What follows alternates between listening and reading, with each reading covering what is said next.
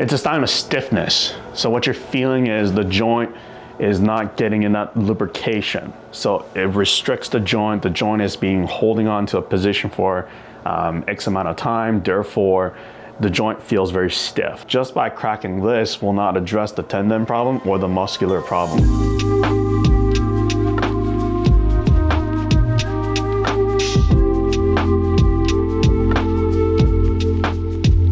It's a sign of stiffness. So what you're feeling is the joint is not getting enough lubrication. So it restricts the joint. The joint is being holding on to a position for X amount of time. Therefore, the joint feels very stiff.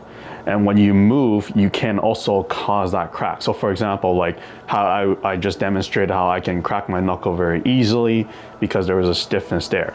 But let's say you reach for something on the floor and you might hear a crack right there, or you try to put or look into your blind spot, and when you turn, you put your hands on the other side of the passenger seat and you did one of these things and you can hear a crack or a pop right away. Does not mean that you're forcibly contracting or you're thrusting the joint. No, you're not.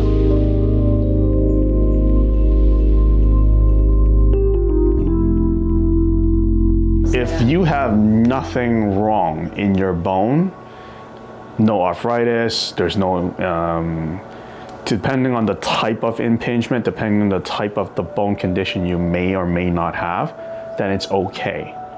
But some people with, for example, osteoporosis, like weakness of the bone, some people with arthritis, depending on the degree of the arthritis, then what we would consider as a flag means that we have to be careful when you're doing that kind of manipulation, but it's not also necessarily like you have to do that manipulation.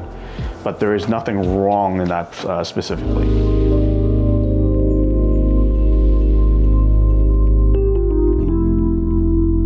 What you're happening is because you're doing this kind of a motion, this motion is within the range of the motion of the joint. So when that happens, what that does is it releases the restriction of the gas that's being trapped in there, and therefore that's the sound that you're hearing.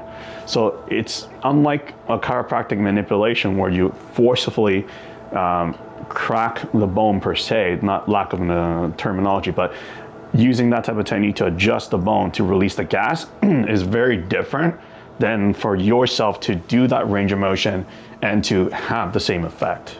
Because within this range of motion it's the same range of motion that you and I will be doing, like how I would be able to bend my finger. This is the range of motion of my finger. But there's a range between I can move my finger like this, and then I can also apply more pressure to bend my finger even more. And then there's another layer beyond that point where I can forcibly manipulate the joint. But it's not necessarily to a degree, depending on the situation of the condition. There's other ways you can manipulate the joint, mobilize the joint, for example, to do or have similar effects from that. It's no different from what I mentioned about, that's why when you're putting your hands up like this and you look at your blind spot or you're trying to back in, then you can automatically hear that pop. It's no different from that. It's within the range of motion of that joint. So if the joint is very restrictive and I were to move the joint to a certain position, I can also have the same effect of that pop sound. But does not mean I'm hurting the joint just because there's a pop sound? No, there isn't.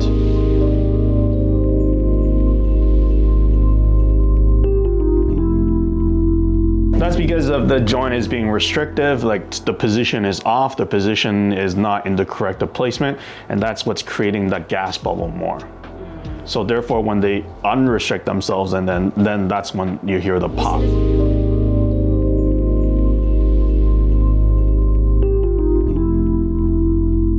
If there is a pain, like let's say you popped like this and then ouch right away, then there is something wrong inside the joint. So what's wrong inside the joint? I mean, I can't really tell you specifically because we have to do a scan inside. So X-ray, MRI, depending on the situation, to know what's wrong or why you're having that pain.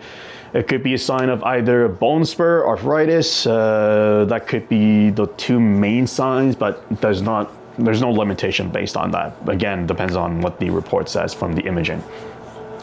But there should be no pain if you were to crack your knuckles or your knee joint or your hip joint or anything like that. If there is a pain, then there's an indication of something is wrong. then therefore you need proper imaging.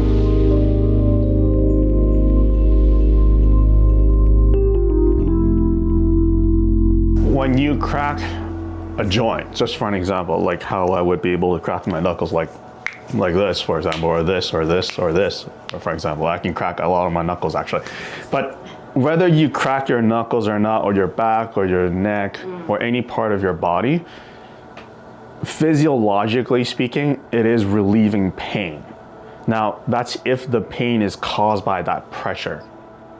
So if the pain is caused by that pressure, so if you crack this, that releases the gas in there. By releasing the gas in there, it's temporarily relieving the pressure. So that pressure being relieved is what's helping with the pain.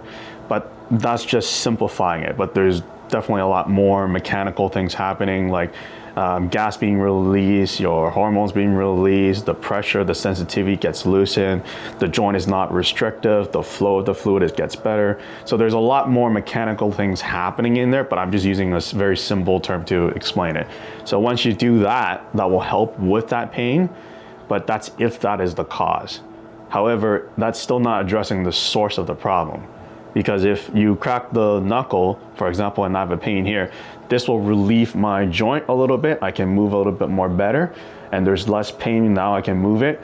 But if the tendons are still causing the problem, or that the muscle is still causing the problem, just by cracking this will not address the tendon problem or the muscular problem. So you're doing also symptomatic treatment. Now, does that mean that it's wrong, it's bad? No, it's helpful no matter what. If your pain is towards that severity where I can't tolerate this pain, is way too much, then of course cracking it would be the next best thing to immediately relieve the pain. It's no different from I have a cold, I want to take an Advil to relieve the symptoms right away. Or I have a fever, I need to take something to relieve that pain right away.